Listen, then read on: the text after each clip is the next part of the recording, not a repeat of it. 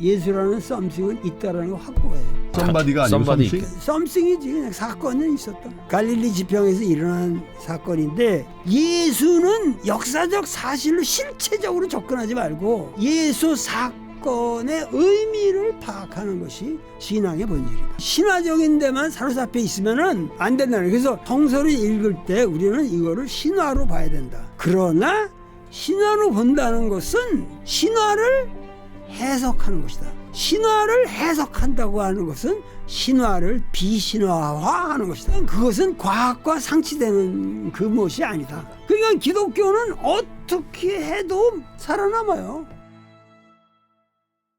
이제 도마복음이라는 걸 이제 저는 처음 또 오늘 접해 보니까 근데 다른 복음들이 예를 들면 마가, 누가, 마태 이런 것들이 당시에 장사 잘 되는 쪽으로 스토리도 만들고 막 이렇게 신격하고 뭐 이런 것들이 좀 있었다는 거잖아요. 근데 도마에는 그런 게 없이 예수님의 말씀 가라사대만 쭉 모아놓은 것 같은데 그것이 다른 복음에 우선하는 그러니까 본경 정도로 우리가 할 수 있는 그 증거는 못 될 것 같고 예를 들면 어떤 사람이 마가, 누가, 마태 뭐 아니면 요한복음 이런 데에서 있는 다른 내용들 혹은 뭐 그때 당시에 강의 요즘 뭐 김창옥 씨나 아니면 김미경 씨처럼 막 강의하러 다녔을 거 아니에요. 나중에 만든 종합판이 아니냐? 그래서 야, 그중에 잘 사람들이 반응하는 예수님이 했다고 그냥 전해지는 그 말들만 한번 모아서 써서 정리해 놨을 수도 있는 거잖아요. 근데 그 도마복음이 지금도 인기가 없듯이 네. 그때 이 70년 예루살렘 성전이 파괴된 이후에는 네.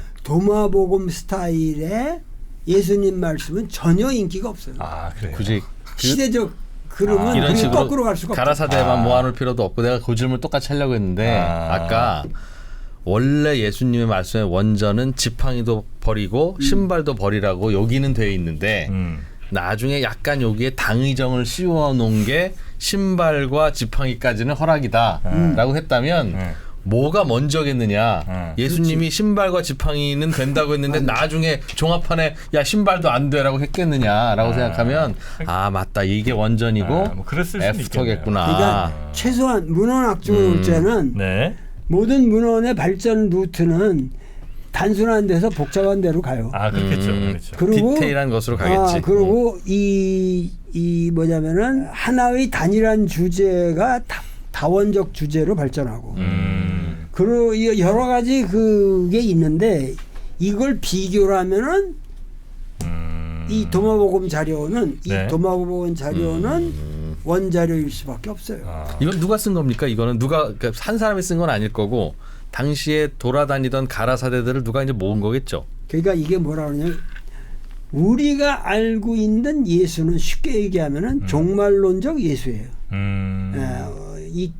지금 성서를 읽는 목사님들도 그렇게 오해를 하고 살아. 네. 그러나 이 도마복음을 추구하는 이 신학자들에게 있어서 용어가 있는데 historical Jesus라는 표현을 써요. 그러니까 historical Jesus는 그냥 순수하게 인간 예수구나.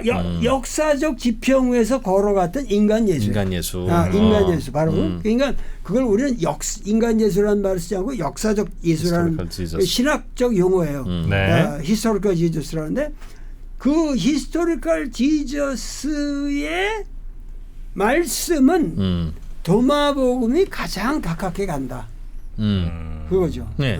그리고 그거를 지금 말씀하셨듯이 그 당시 깨어있는 사람들이 한두 마디 이렇게 적어놓은 것들을 나중에 복음서에 대한 관심이 강해지자 그거를 이제 수집을 했겠죠. 그렇겠지. 여러 가지 수집을 해가지고 MBC에서 히트 뭐 SBS에서 드라마 연작 드라마를 만들려면서 그거 메인도 있지만 여러 명이 모여서 여러 자료를 뭐 복삭 속았수다 하면 그거 제주도 뭐 이런 거 다 모아가지고 잠깐 팀이 있죠. 팀이 있잖아요. 네, 팀이 네. 이건 이 복음서는 팀워크예요. 근데 그 팀워크의 가장 핵심 뭐냐? 네. 그거는 역사적 예수의 가라사대 자료라는 거지. 근데 요거는 쭉 말씀 들어보니까 앞으로도 우리나라든 전 세계 다른 나라든 교회에서 받아들여질 가능성은 매우 적어 보이고. 왜? 저 그렇게 보면 아니야. 나는 그렇게 그래요? 생각하지 않아. 지금 사실은 네. 2%가 교회 안 다니잖아요. 네? 교회 안 다니게 된 이유가 뭐냐면 네. 이게 점점 내가 사이언스를 배우면서 아 너무 부딪히니까. 그렇지 사이언스와 바이올로지를 배우면서 성령으로 잉태하다와 그 질량 보존의 법칙을 깨뜨리는 오병이어를 보니까 야 이거는 아니다. 나머지 말씀들이 왜 안 좋겠어 다 옳은 말이지. 근데 이게 아니다. 그러면 단군이 한우 저 마늘 먹고 쑥 먹고 한 것도 믿어야지. 박격거세가 알에서 깨어났다는 것도 믿어야 되는데 우리는 그런 거 안 믿잖아요. 그러니까 어찌 보면 차라리 그 내러티브가 없었다면 오히려 많은 사람들이 지금은 21세기에는 기독교의 가르침에 더 귀의할 수 있었을 텐데 과거에는 그게 아니니까 이런 스토리와 내러티브를 만들었겠으나 21세기에 우리 교회가 다시 태어나고 점점 더 많은 사람들이 더 그 교회로 귀의할 수 있게 한다면 이 도마복음을 바탕으로 다시 해야 된다. 우리 그동안 히스토리컬리 조금 미안한데 사실 어떡하냐 이게 최근에 발견된 거니까 우리 진리를 따르자고 해야지 기독교가 크지. 아니 지금까지 이걸로 그러니까 야 나라 이제 다 망하니까 이제 우리 저 구원 받아야 이걸로 지금 2000년을 해 오셨는데 그거를 부정하고 요거 좋은 말씀은 지금 인스타만 가도 좋은 말씀 많습니다.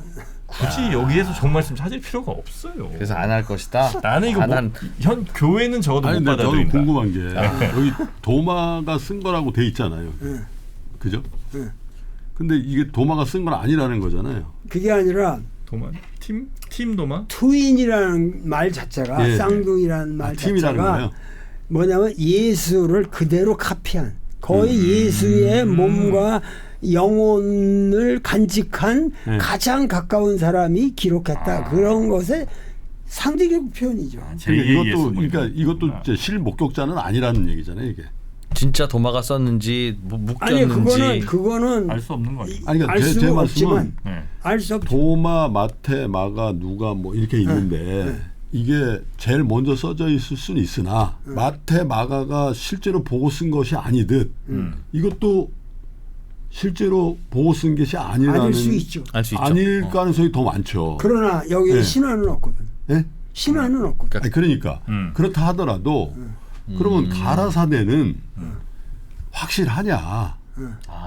그럴 수 가라사대는 어차피 이거 예수의 제자가 쫓아다니면서 적은 거라는 그게 확증이 있으면 요한이나 마태나 마가에 있는 것도 팩트에 근거하고 거기에 첨언을 한 것이니까. 근데 그거는 확실하냐 이거죠. 이 도마 복음에 말씀이라는 것도 예수님 말씀은 맞냐? 그렇지. 근데 이제 이 상황은 왜냐하면 우리가 아는 이 도마는 제가 아는 도마는 예수의 12제자 중에 한 명인데 가장 의심이 많은 사람입니다. 그래가지고 예수가 이렇게 찔러봐 임마 찔러봐 그 도마가 썼다면 제가 믿는데 12제자 중에 한 사람이 아니고 그거는 요한복음에만 나와요. 아니 그러니까 제가 이제 알고 있는 의심하는 도마. 제가 그러니까 이 두 사람이 계속 질문하고 막 재밌게 할 때 제가 한마디도 못하는 게 이게 아닌데 이게 신앙이 깊으시거든요 이분은. 예수 12제자 중에 도마가 있어요.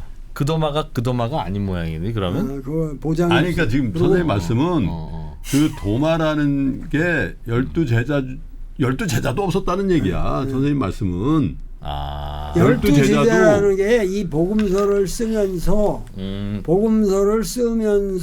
추가된 내러티브 중에 하나다. 유대인들이 원래 12지파였기 때문에 그거를 상징적으로 이 12제자로 삼았다라고 그랬지만은 예수는 그런 사람이 아니에요. 12명만 데리고 다니고 그럴 사람이 아니에요. 그러니까 마치 이거는 나누설로 보면 12기에도 옥순 영철 뭐 이렇게 쭉 나오거든요.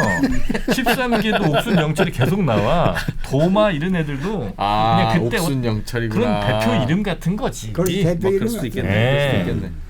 나누설로로 해결됐습니다. 그러니까는 그러니까 이제 중요한 게 지금 말씀하시기에 중요한 거 그래서 불트만이라는 신학자는 지금 말씀은 어차피 지금 발견되는 자료는 모든 것이 종말론적인 회중에 의해서 그들의 바람에 의해서 왜곡된 자료다. 그러니까 그것이 역사적 예수의 말씀이라는 보장이 없다. 그걸 미리 뭐냐면 한 20세기 전반에 독일 신학계에 아주 빵 터뜨려서 이제 그걸 했는데 우리나라의 안병무 선생이라든가 저 같은 사람들은 지금 이 자료를 그런 의심은 있다 하더라도 현존하는 자료만 가지고 도마 자료를 포함해서 이 5개의 복음 자료만 가지고도 잘 비교를 해서 신화적 껍데기를 살살살살 벗기다 보면 진짜 역사적 예수를 만날 수 있다. 파악이 된다. 고 학파입니다. 우리 그러니까는 안병무 선생 같은 분들은 뭐냐면은 예수는 쉽게 해서 예수는 역사적 사실이 아니라 사건이다. 그런 말 하거든. 그 무슨 말이냐면은 이 청계천 피복 노동법을 안고 그냥 그렇게 노력하다가 안 되니까는 그냥 분신한 전태일. 전태일의 모습을 보고 이 민중신학이라는 게 나오는 거거든요. 이 안병무 선생은 그걸 보고 이거야말로 예수 사건이 아니고 뭐냐. 그러니까 이스라엘의 갈릴리 지평에 있었던 오클로스를 대변하던 어떤 청년은 이와 같았다. 그 사건이 인간의 역사에서는 계속 일어나는 거다. 일어날 수밖에 없는 것이다. 그러니까 예수는 역사적 사실로 실체적으로 접근하지 말고 예수 사건의 의미를 파악하는 것이 신앙의 본질이다. 그럼 그럴 수 있겠네. 그런 많은 우리 역사하고 뭐 다른 나라의 수많은 그런 전태일 같은 혹은 예수 같은 사람들이 살았다가 또 사라지고 이런 일들은 계속 있었고. 그러니까 그 내가 말하는 거는 도마 복음을 알아야 전태일이 같은 위대한 캐릭터가 계속 그 사건이 일어난다는 거죠. 그렇지 않고 그냥 신화적인 데만 사로잡혀 있으면은 안 된다는 거예요. 그래서 불트만이 한 말이 뭐냐면 성서를 읽을 때 우리는 이거를 신화로 봐야 된다.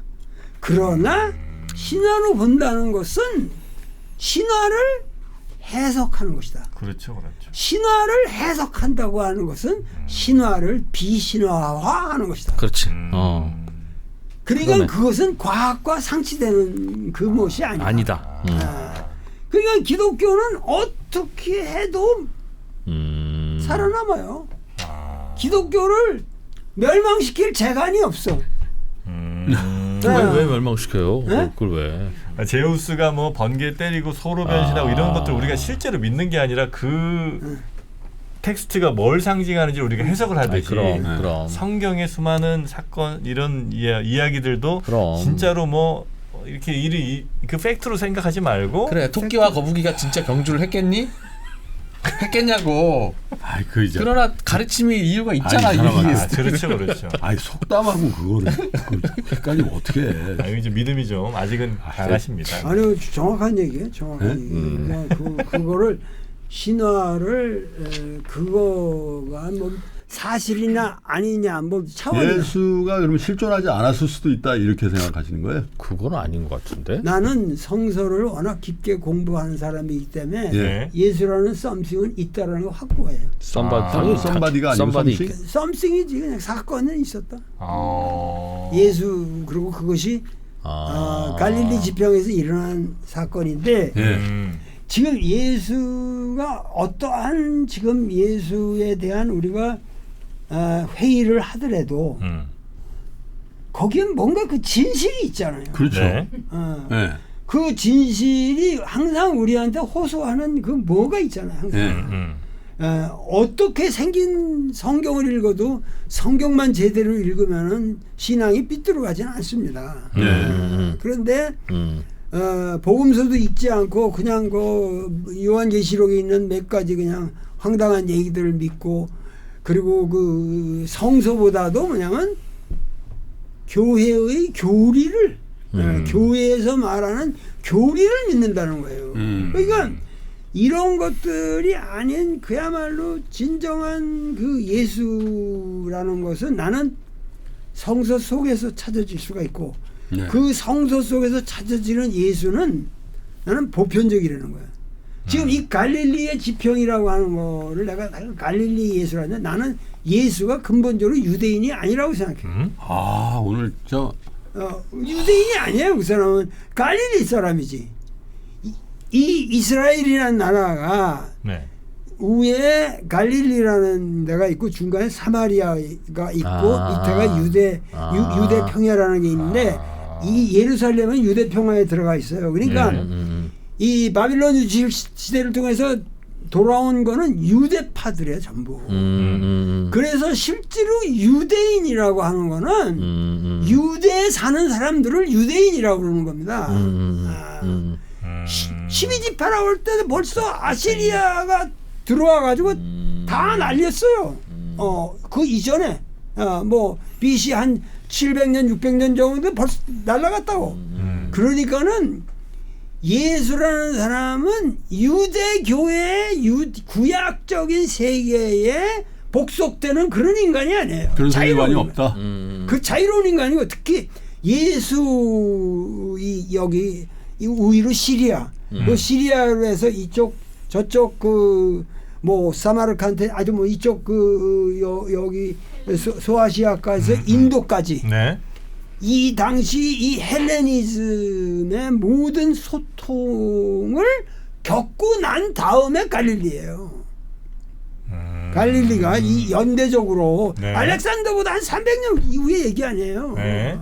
그러니까는 이미 이 갈릴리라고 하는 이 지역은 이제 그 나는 버튼 맥이라고 그 클레어몬트 신학대학의 교수를 했던 지금 은퇴하셨지만 나만큼 레디컬하게는 안 하지만은 그 말씀을 계속하는 거예요. 예수를 갖다가 유대인으로 보면 이건 오해다. 갈릴리 사람이다. 갈릴리 사람이죠. 항상 예수는 갈릴리 죽어서도 많이 나는 게 부활해서도 네. 제일 먼저 나타나는 게 부활이 예루살렘 무덤에서 부활하는 게 아니에요. 갈릴리에 나타나요. 그럼 적어도 민족적으로 어느 오리진인지도 잘 모르겠네요. 왔다 갔다 뭐 헬레니즘 뭐 이렇게 했다면 원래 이스라엘이라는 거는 국적이 없어요. 그거. 원래 옛날부터 모세로부터 모여가지고 저 뭐 그 에집트에 가서 살다가 끌고 나온 거 아니에요. 그리고 아브라함도 그냥 돌아다닌 거예요. 저 메소포타미아로 돌아다니고 뭐 이런 민족적인 이 아이덴티티는 오로지 걔들의 모세 오경밖에 없는 거예요. 근데 모세 오경을 안 믿고 안 받아들이면 그거는 유대인이라고 할 수 없어요. 예수는 모세 오경을 안 받아들여. 토라의 권위를 인정 안 한다고. 그리고 예루살렘에 가서 뒤엎잖아 다 그냥. 예? 동전 막 뭐 바꾸고 환치기 하는 거 가서 다 뒤엎으면서 나의 아버지의 성전에서 이 무슨 흉악한 짓거리냐 말이야. 근데 그 나의 아버지라고 하잖아요. 야훼. 아니 그 야훼라고 해도 유대인을 그것은 야훼가 아니에요. 이 사람이 말하는 건 성서에서 전부 데우스로 돼 있어요. 데우. 하느님으로 지금 하느님을 번역하는데 다릅니다. 유대인들은 분명히 야훼라고 합니다. 이 사람은 어머나. 아니 근데 그 유대인 성전이니까 야훼를 모시는 성전에서 왜 이런 짓을 하냐? 그랬을 때 그 신이 다른 서로 같은 신인데 유대인들이 조금 타락했던가 그랬던 시기는 혹시 아니었냐는. 아니 그 유대의 그 성전 예루살렘이라는 거는 그거는 이제 그 당시 그 바리새파가 있고 뭐 그런데 거기는 사두개파라고 그래서 그 대제사장급의 이 유대인 중에서도 아주 그 독특한 하이라키, 그야말로 인도의 브라만 같이 그 사두개인들에 의해서 예루살렘 성전은 완전히 장악되어 있어요. 그렇기 때문에 보편적인 종교라기보다는 이놈들이 그냥 진양 헤쳐먹는 부패 소굴이에요. 그렇기 때문에 이 예수는 나중에 뭐냐면 이 복음서 드라마가 갈릴리에서 그 어려운 사람들 그 병 고쳐주고 되게 이 소서로거든. 이게 뭐냐면 그 엑소시스트 귀신 쫓는 거예요. 되게 뭐냐면 안전뱅이 뭐 일어나라 눈 띄우고 이런 거 몇 개가 있지만은 대부분의 경우는 귀신 쫓는 거예요. 그건 지금 사이카이스트들이 다 하잖아요. 그러니까 예수는 특별한 그런 재능이 있었던 사람이고 권능이 있었던 사람인데 그 갈릴리에서 그 사람들의 그런 서민들의 오클로스라고 하는 민중의 애완을 같이 하다가 결국은 이거 가지고 안 되니까 예루살렘으로 올라가서 예루살렘 엎어가지고 그 죄로 로마 형벌을 받아 십자가에 못 박는 거로 이 드라마가 기맥히게 짜져 있거든. 근데 거기서 예루살렘이라고 하는 것은 이 예수에게선 타자예요. 아까 우리가 이 도마복음에서 나의 것은 나에게, 야훼 거는 야훼에게. 그 맥락이구나. 그러니까 이건 별개의 세계라는 거 혼동하지 마라.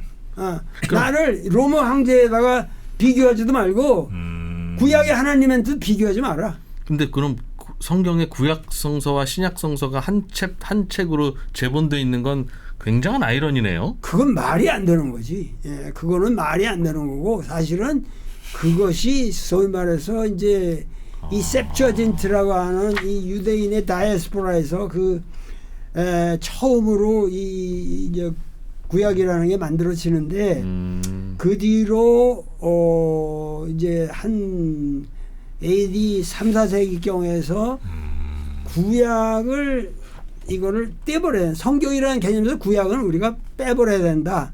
그거 주장하는 파들이 엄청났어요. 그럼 예수님이 살아있을 때는 구약 성서도 없었습니까? 있을 수가 없죠. 이 구약이라는 거는 거의 마소라 텍스트라고 해서 그 한 AD 4세기나 와서 그게 정비가 되기 시작하는 거예요. 모세오경은 있었을 거 아니에요. 모세오경은 있었죠. 모세오경에다가 나머지 구약은 이제 AD 4세기에 붙여진 거라는 거죠. 그게 네비임, 케투빔 말아가지고 예언선이 뭐 해가지고 쭉 그거를 다 합쳐서 바이블이라는 개념으로 만든 4세기. 그러니까 이 구약이라는 말 자체를 우리가 함부로 유대인들 여기 있는데 하면은 이거 죽어요. 아니 지들 그게 걔들은 바이블이라고 그래야지 구약이라고 하면 뭐 신약이고 신약에 대해서 구약이다 그러면은 그렇지 맞아. 그건 말이 안 되는 거지. 맞아. 그러기 때문에 걔들에게서는 바이블이라는 거는 지금 이게 마소라 텍스트에서 규정된 그건데 그 핵심은 뭐냐면 이 모세오경이라는 거란 말이야. 근데 모세오경은 구전으로 다 외웠으니까. 다 외웠으니까 쭉 내려왔죠. 그리고 그 모세의 이야기도 그거 정말 우리가 어렸을 때 할머니들이 우리 데리고 맨날 달 보면서 말씀하시는 거나 그 유대인들에겐 그 항상 앉으면은 그 할머니들이 들려주는 이야기예요. 그게. 그러니까 그런 서사시를 그 정도로 그래도 그 만들었다는 게 난 유대민들을 굉장히 대단하다. 그리고 시편 잠언 이런 거는 그때 다 시편 장합 그 당시 다 상당히 많이 아시네. 성경에 대해서. 여기는 뭐 매주가 네, 대단하시네. 네. 젊을 때 술을 너무 많이 마셔서 그 교회에서 안 받아주셔서 그렇지 마음은 굉장히 교회 가고 싶어하세요. 네. 많이 줄였어.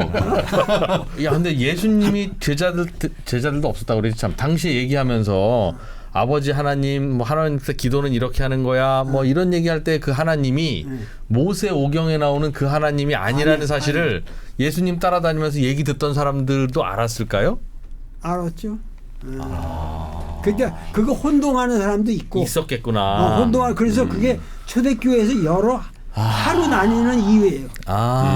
거기에 이제 이 야. 사도 바울은 유대교 정통주의가 있죠 오히려. 그렇겠네. 그러니까 예수하고 사도 바울은 상당히 거리가 있어요. 그러네. 그러니까 이제 만약에 예수가 사도 바울 활동할 때 살아 계셨다. 그건 말이 안 되지만 살아있을 수도 있죠. 살아있을 수도 아니, 그거 있죠. 아니라고 막 이렇게 얘기했을 수도 라이벌이었겠네, 있겠네. 어찌 보면. 그렇죠. 네? 그거 내가 말한 거 그런 거 아니야. 그러니까. 계속 말씀하셨을 거라. 음. 그러니까는 사도 바울이라는 사람처럼 그러니까 진정한 의미에서 예수는 기독교를 만들지 않았잖아요. 예수는 그냥 예수예요. 그런데 기독교를 만든 건 사도 바울이라고. 그러면서 현대로 교회랑- 내려오면서 예수까지 그냥 차용을 해서 같은 팀으로 아니, 사도 만들었구나. 바울도 예수의 행적이나 이런 거를 듣거나 보고 마음에 감동이 있었으니까 그 사도 바울의 인생을 보면 진짜 힘든 인생을 살잖아요. 안 그래, 안 그래. 아니? 왜 그러냐면은 해외 전도 여행하면서 죽을 고비 엄청 넘기고 또 결국 진짜 대단하시네. 어떻게 네? 그렇게 성경을 많이 봤어? 로마 가서 그래. 죽어버렸잖아요. 그런데 아니 목사님을 하셔야겠어요. 정말 위대한 목사님이 되실 것 같은데. 술 때문에 그거 안 된다니까요. 술을 조금 더 좋아합니다. 그 어떤 것보다. 주님이 어떤 주님인지 몰라요. 근데 무슨 얘기 하려고 했지? 사도 바울이 아. 예수. 사도 바울이라는 사람은 예수를 산 예수를 만난 적이 없어요. 뭐 그 사도행전이라는 게 어떤 그 사도 바울의 행전이나 마찬가지인데 네. 거기에 다마스커스로 네, 다마스커스. 그 시리아의 수도인 다마스커스로 내가 그 루트도 다 걸어봤거든. 네. 예수의 승천 후에 뭐냐면 예수를 믿는 사람들에 대해서 이건 괘씸한 거예요. 사도 바울은. 그래서 핍박하러 가는 거잖아요. 괘씸한 거예요. 그래가지고 핍박하러 가는 거거든. 이게 이 사람이 굉장한 그 세무서에 뭐 아주 뭐 아주 총장격이 되는 사람이에요. 그래서 가는데 천둥에서 갑자기 사울아 네가 왜 나를 이렇게 핍박하느냐?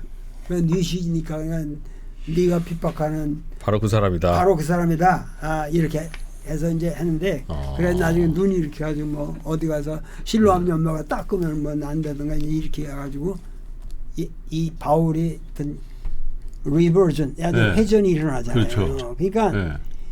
바울이라는 사람은 예수를 만난 적이 없어요. 음. 그리고 솔직히 말해서 만날 생각도 없습니다.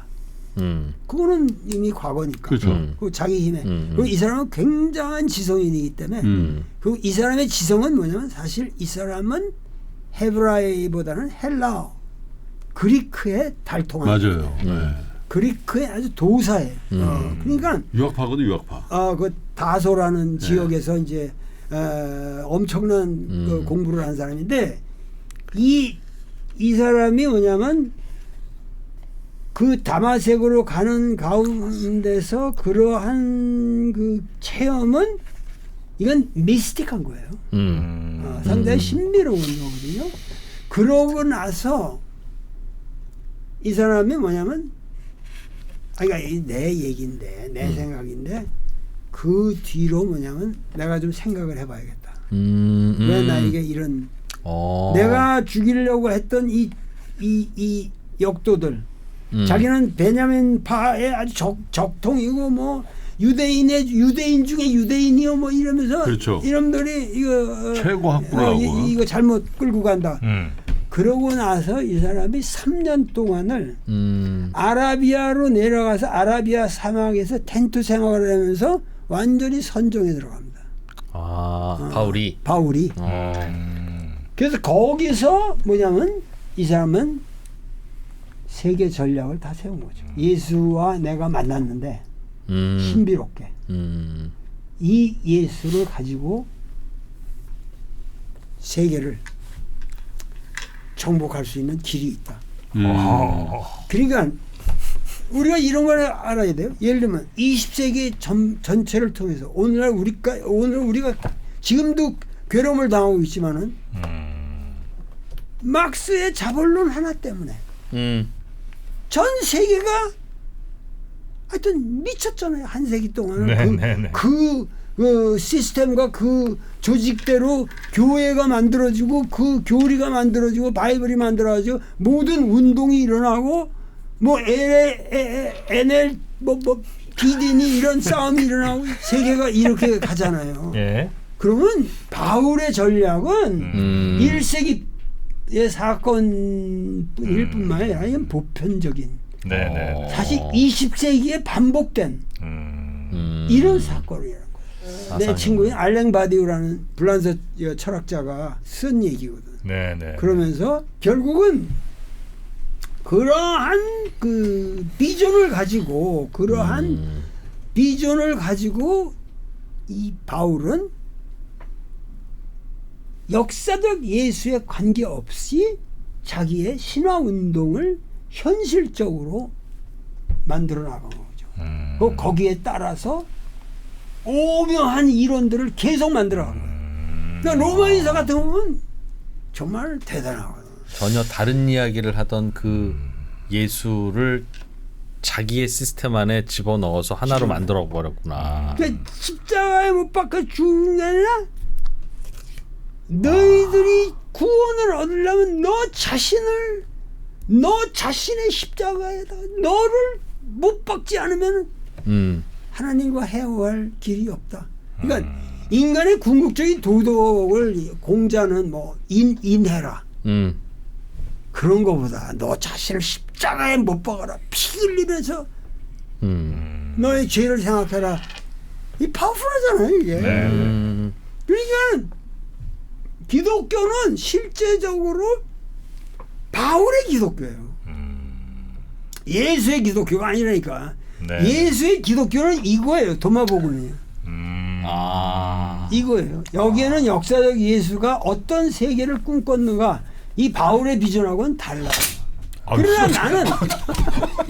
그러나 나는 이거를 인정하고 싶다니까. 이 양쪽을 다. 그렇지. 네. 그렇지. 다 인정하고 싶고 폭넓게. 네네네. 바울이 만약 그렇게 한다 하더라도 그 2000년이 흘렀잖아요. 선생님. 근데 바울이 위대한 그 선교자고 또 초대 교회를 만든 사람으로 칭송받는 건 사실이나 예수와 바울을 같은 격으로 보는 기독교인은 아무도 없거든요. 그러나 여긴 이 성경이라고 하는 거는 예. 실제적으로 바울작이에요. 아니 그런데 그러니까 성경은 사실 이 신앙을 받아들이는 통로이지 우리가 성경을 숭배하는 건 아니거든요. 그죠? 근데 바울이 만약에 그런 책략가였으면은 아니 뭐 지금 지나가지고 바울이 오히려 더 위대해져야 되는데 바울이 그렇게 인생을 두고 죽을 고비로 결국 죽을 때까지 그 예수를 전파하면서 죽어버렸는데 지금 2000년이 흐르고 그 기간 동안에 단 하루도 바울이 예수 위에 올라간 적은 한 번도 없거든요. 그러니까 바울의 시나리오였다면 한 점 1.1핵도 그러니까 그거를 책략이나 그래. 뭐 이런 동기로 보는 거는 그러네. 결과나 동기나 안 맞는다 이거죠. 그러니까 이 진짜 그게 뭐 실제로 만났을지 않았다 하더라도 그때 당시에 예수의 행적을 전하는 사람들에게 들었거나 아니면 마음에 감동이 있어서 회심을 하고 난 이걸 전파해야 되겠다라는 그 순수한 동기가 있지 않았다면 그 고생했겠느냐. 2000년 동안 지금 100년 동안의 그 막스를 얘기하셨는데 그러면 이 바울도 그런 자기의 어떤 사욕이라든지 자기의 어떤 비전을 하려고 했으면 바울 역시도 그렇게 평가받고 이 사람이 전파했던 예수도 이렇게 생명력을 가질 수는 없지 않았겠냐. 나는 실제로 지금 이런 정도의 대화가 어네스트하게 진행된다는 것에 대해서 내가 아주 눈물을 흘리면서 감동을 합니다. 이런 얘기가 대한민국에서 한국어로 정말 이루어지기 어려운 건데 지금 그 말씀을 들어보면은 굉장한 그 통찰이 있는 말씀이지만은 이 실제로 예수를 한순간도 바울이 올라탄 적이 없다고 그러지만 역사에서는 항상 바울이 예수 위에 있었어요. 예수 위에 있었고 그러나 지금 그 말씀에 관련해서 이건 지금 예수라고 믿고 있는 그 권위의 예수라고 하는 그 예수의 모든 언행의 실제적인 내용이 사실은 바울이었다는 거죠. 그런데 이제 그걸 인정하지 않는다 그래도 문제는 뭐냐면은 바울이라는 사람이 제시하는 어떠한 기독교의 모습이라고 하는 것은 역사적 예수의 극히 일부예요. 일면이라고. 그러니까 오리지널이라고 하는 거는 우리가 뭐 금을 가지고 온갖 아름다운 세공을 뭐 하더라도 이 오리지널이라고 하는 거는 이건 바울이 따라갈 수 없는 그 예수의 매력 이거는 역사적으로 나는 보장이 된다고 보거든. 그리고 붓다나 공자나 이런 나는 다 존경을 하기 때문에 내가 이 종교라고 하는 문제에 있어서 우리가 보편적인 생각을 해야 되고 그러니까 이런 사유가 뭐 예를 들어 함석헌 선생이나 뭐 유영모 선생이나 이런 분들에게서 이렇게 쭉 내려오는 그 맥이 있어요. 그런데 우리가 진짜 이 예수가 역사적으로 그 어떠한 인간이었는가 하는 거를 사실은 이제 알아가기 시작하는 거예요. 21세기부터. 여태까지는 사기예요. 중세기라고 하는 건 아주 무조건적인 권위를 가지고 인간의 신앙심을 짓눌렀거든. 그렇기 때문에 우리가 기독교를 얘기해도 기독교를 얘기할 수 있는 거는 콘스탄티누스 대제 이래에 거의 이 레포르마치온 이 소위 말해서 이 종교혁명 독일에서부터 일어난 이 종교혁명 이후에 현대 신학 그러니까 기독교가 인간에게 이해되기 시작한 것은 내가 보기에 한 200년밖에 안 돼요. 기독교의 역사는 굉장히 일천합니다. 많은 사람들이 성경하고 논어를 놓고 보면은 어느 게 더 많이 읽었겠냐? 다 성경을 읽는다고 그래요. 난 이런 황당한 소리가 있을 수 있냐 말이야. 성경은 몇 사람 안 읽은 거야. 이건 요새 한국에서 제일 많이 읽어요. 성경이라고 하는 거는. 네. 논어라고 하는 것은 저 고대로부터 여태까지 읽은 그 사람 수를 말하면은 성경하고 비교가 안 된다고. 그만큼 이 동방고전이라는 건 더 보편적으로 읽혔고 더 이해가 됐었어요. 그러나 성서라는 건 아직도 유치한 문헌의 단계에 지금 머물러 있는 겁니다. 그러다 내가 그걸 뭐 얕잡아보거나 그런 게 아니고 진짜 성경은 이런 도마복음이나 이런 여러 가지 문헌들이 이제 앞으로도 또 나오면 다행이겠지만은 그렇게 해서 복합적으로 이거를 이해에 들어가는 노력이 필요하고 네. 그런 의미에서 이 기독교를 새롭게 보고자 하는 노력이 나는 이제 이명박이 아니라 뭐야 이재명 정권 하에서 뭔가 이 자유로운 흐름을 타고 이 성서도 조금 그 자유롭게 더 노는 것 같아요. 논의가 되고. 방금 흐름은 굉장히 어색했습니다.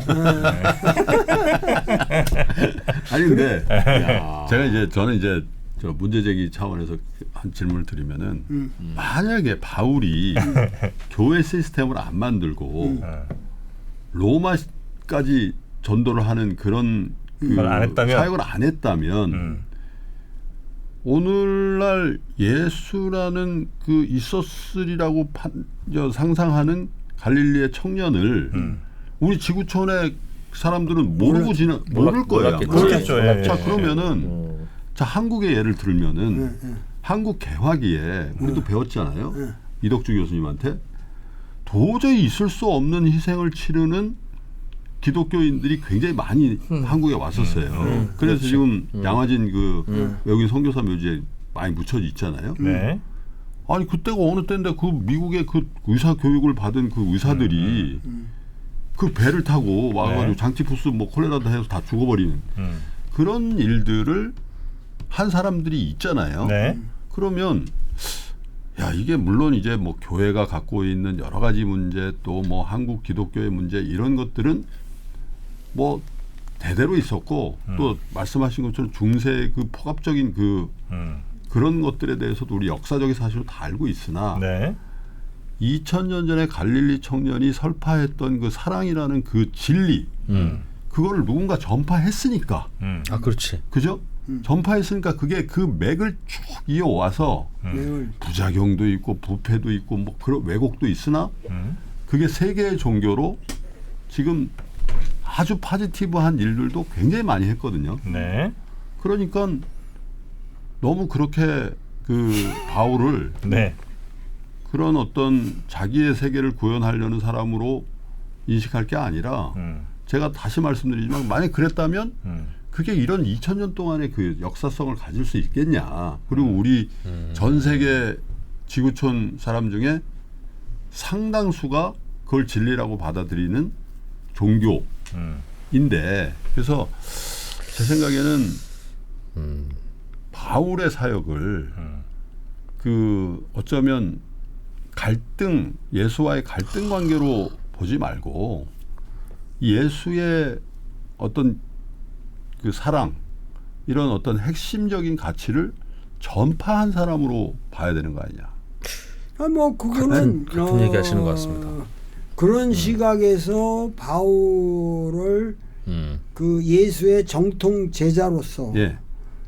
본 게 사실은 오늘날의 신학이죠. 그러니까 예를 들면은 그 공자와 맹자의 관계에 있어서 맹자는 엄청난 레토릭이 발달되어 있는 사람이거든요.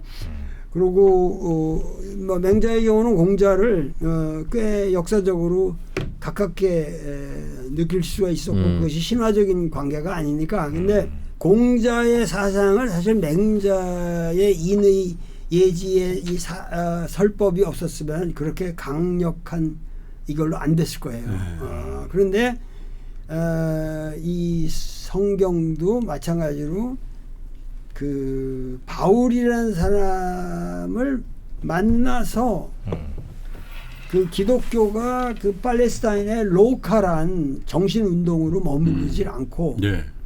범인류적인 어떠한 논리를 그 획득하게 되는 그 분명히 있어요. 바울에. 그래서 나는 젊었을 때 굉장히 파울이라고 할까? 바울의 친한 바울을 바울파. 이제 숭배하던 지지자. 사람이었거든요. 근데 이 날이 가면서 뭐냐면은 좀 그 바울식의 기독교가 가지고 있는 한계, 아까 말씀했듯이 갈릴리 청년의 사랑, 뭐 그 이 민중의 구원이라고 하는 것을 외치는 그것에 대해서 바울식이 아닌 진짜 역사적 예수의 소박한 방식이 필요하다. 그런 것을 네네. 조금 더 우리 한국 기독교의 토착화를 위해서 전파시킬 필요가 있다. 그리고 이 내란 전국에서 보는 그런 기독교의 광란이라고 하는 것은 기독교 자체에서 다스려야지 그걸 무슨 외부에서 눌러거나 이러면은 또 부작용이 생기니까. 네. 그래서 그 우리 민족의 이 기독교적인 양심의 각성 그 각성을 위해서 이 도마복음을 내놓은 네. 거예요. 그래서 사람들이 조금 더 이거 꼭 진실하게. 한번 읽어보세요. 내가 진짜 다는 못 읽었는데 아주 충격이 연속. 그러니까 이렇게 하면 되겠네. 뭐냐면 우리 도마복음은 이제 못 접하신 분들이 대다수이실 테니까 네. 일단 이걸 한번 읽어보시고 네. 여기에 대한 의견을 자유롭게 올려주시면 네. 이 영상 아래 댓글 올려주시면 네. 다음에 우리 도울 선생님이 오셨을 때 그 Q&A를 한번 받아봅시다. 그렇죠. Q&A도 하고 이 구절은 그렇게 해석하는 것보단 이렇게 해석하는 게 더 맞는 거예요. 왜냐하면 이제 오늘은 저희가 도마복음에 대한 내용을 거의 못 전해드렸기 때문에 그 책 내용에 대한 거를 여러분이 한번 읽어보시고 그걸 이제 여러분과 함께 같이 이제 이야기를 나누는 걸로 하면 어떨까. 이번엔 그렇죠. 또, 네. 또 이렇게 좀 읽기 쉽게 좀 신경을 많이 쓰셨더라고요. 요거는 뭐 굉장히 넘버링도 하시고. 네 맞습니다. 네. 그래서 네. 또 이거는 가만 보면 이렇게 이 도마복음에 있는 내용이랑 또 누가 뭐 마태복음 뭐 이렇게 있는 그 구절들이랑 비교를 또 해주시면서 어떻게 좀 다르고 같은지 이런 것도 네. 해주셨더라고요. 그래서 그런 것들 한번 여러분도 읽어보시고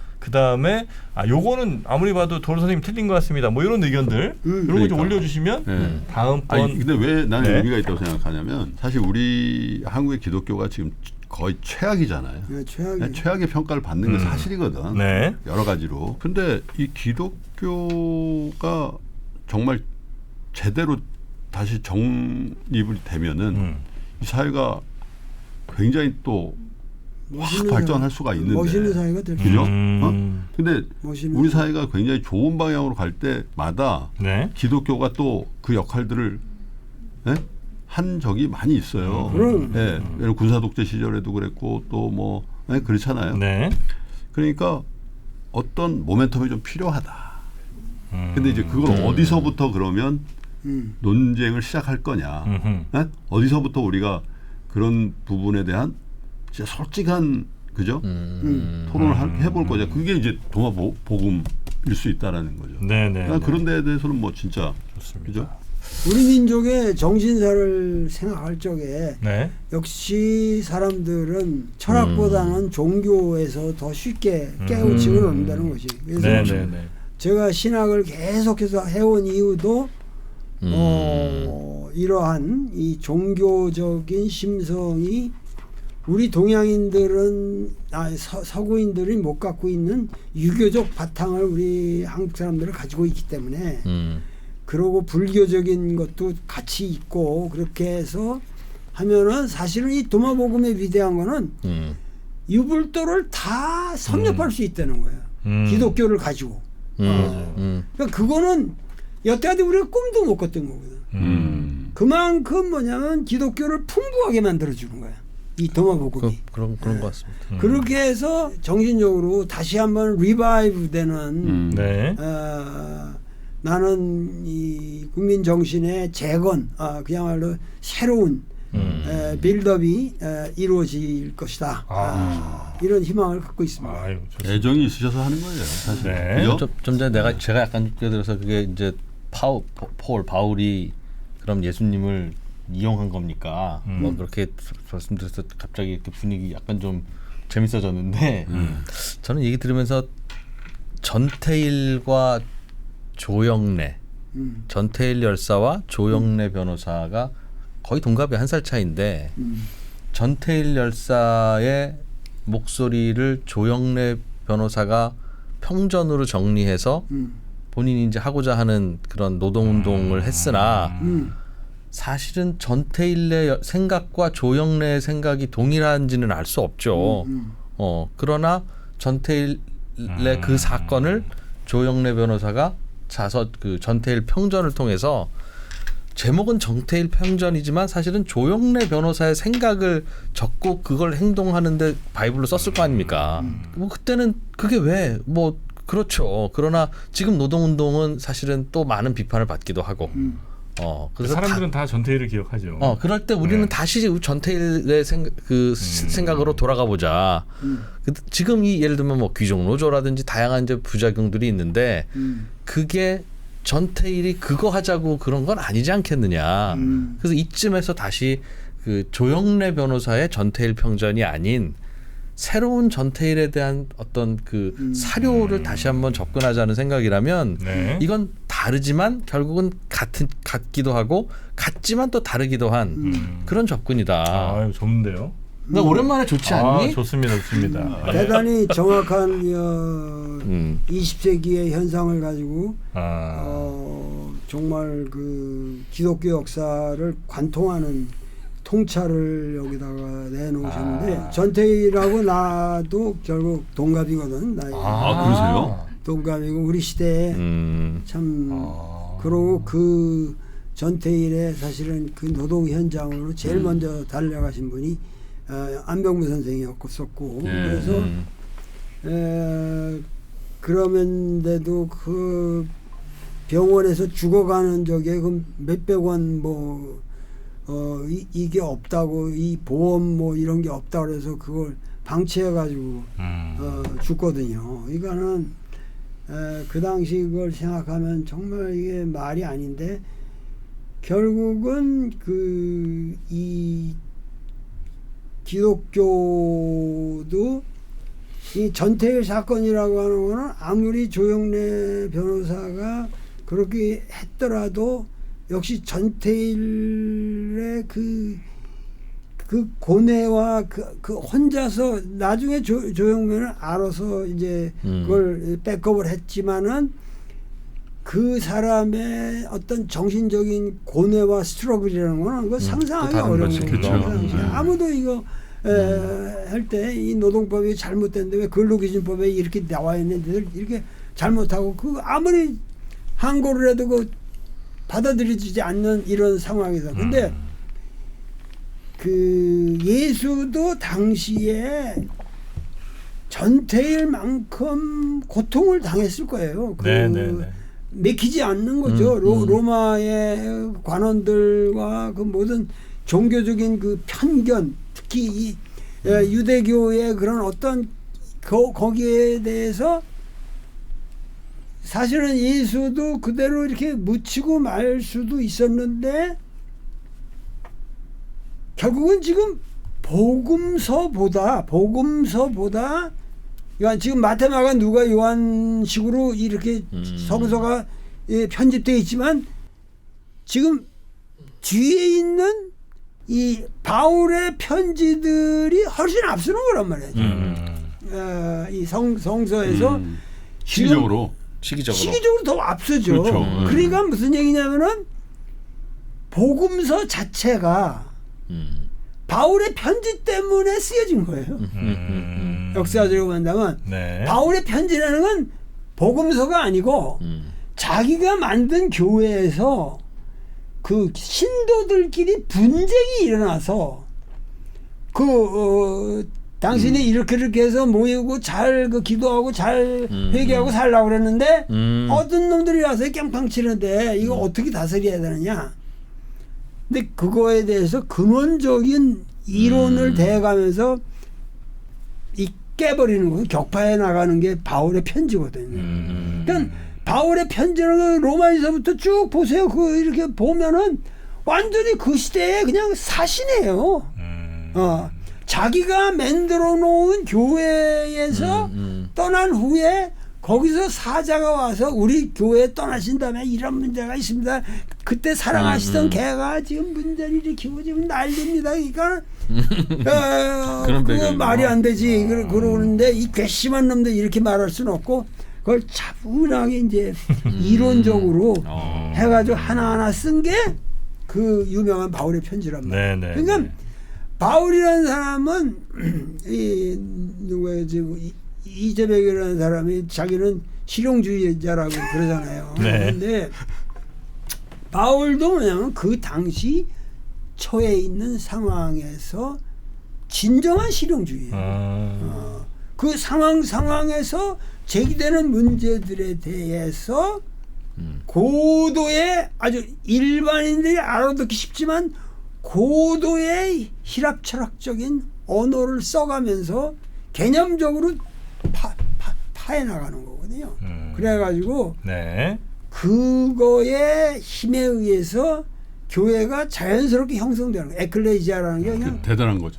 뭉침이라는 거거든.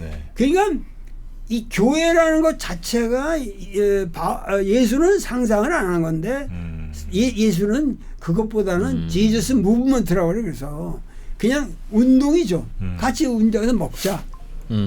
배고프게 살지 말고 나눠 먹으면은 같이 먹을 수 있지 않냐. 이게 운동이에요, 그냥. 그러니까는 그러한 운동을 통해서 이 예수는 이 자기가 산 시대를 타게 나가는데 그거를 가지고 바울은 교회 운동을 했고 그것 때문에 교회가 만들어진 이후에 마태교회에서 마태복음을 만들게 되고 이렇게 되는 거거든. 저기가 되고. 그러니까 기독교는 이렇게 지금 와서 이렇게 쭉 봐도 방법이 없어요. 워낙 역사가 네. 기독교가 성장해온 역사가 인류를 매혹시키게끔 돼 있어.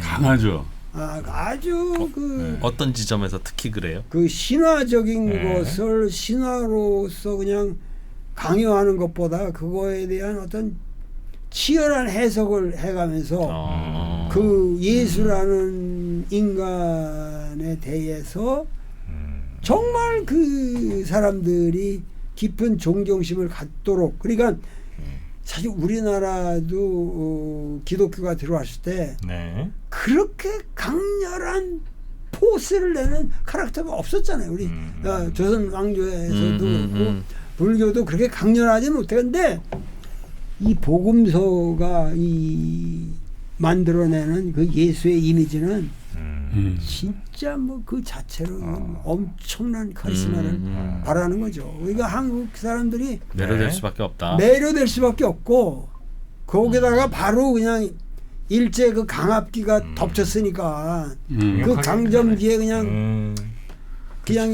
요단강 건너가 만나려 그냥 기세적으로 그냥 하나님 예수님 나는 이 호랑당 말것 같은 그 일본 놈들한테 내가 칼을 일본 순사한테 칼이 보여도 나는 저 갈릴리 지평에서 했던 저 예수님 곁으로 간다. 이게 얼마나 이런 대단한 일이죠. 저 위로가 네. 그렇겠네. 그러니까 우리 민족의 이 이상의 위로가 어딨습니까? 그러니까는 그렇게 해서 기독교가 이 민족의 정기를 지킨 건데 네. 지금은 사기 단체가 되어가고 있다는 거지. 이거 큰일 아니에요. 네. 그래서 이제 도마복음 같은 인간적인 예수님의 모습으로 좀 돌아갈 그 말씀을 좀 잘 새겨볼 필요가 있다. 그 내용을 저희가 다음 시간에 우리 도울 선생님 모실 테니까 여러분의 생각을 한번 오늘 저희 진짜 댓글에 다음 시간에 이거 읽고 예습 배우기. 우리 지금 7년 동안 이 3프로 TV를 하지만 이 편은 진짜 굉장히 문제적 편이 될 것 같습니다. 보통 일은 아니에요. 네.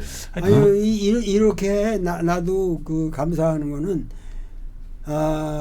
이렇게 솔직하게 네. 그리고 내 일생에 지금 뭐 80년의 일생에 깨달은 거를 압축해서 순간순간 다 쏟아놓는 식으로 네. 대화를 진행한 적은 처음인 것 같아요. 고맙습니다. 아마 하여튼 굉장히 좀 큰 바람이 한번 일 것 같습니다. 네. 그 일어야지. 어떤 바람인지는 잘 모르겠고요. 사람들이 좀 이 책을 사서 보고 네네. 거기서 어떤 참 거룩한 네. 깨달음을 얻었으면 좋겠습니다. 알겠습니다. 하여튼 저희가 여기 달린 댓글과 함께 너무 자세해가지고 이거 안 볼 것 같은데.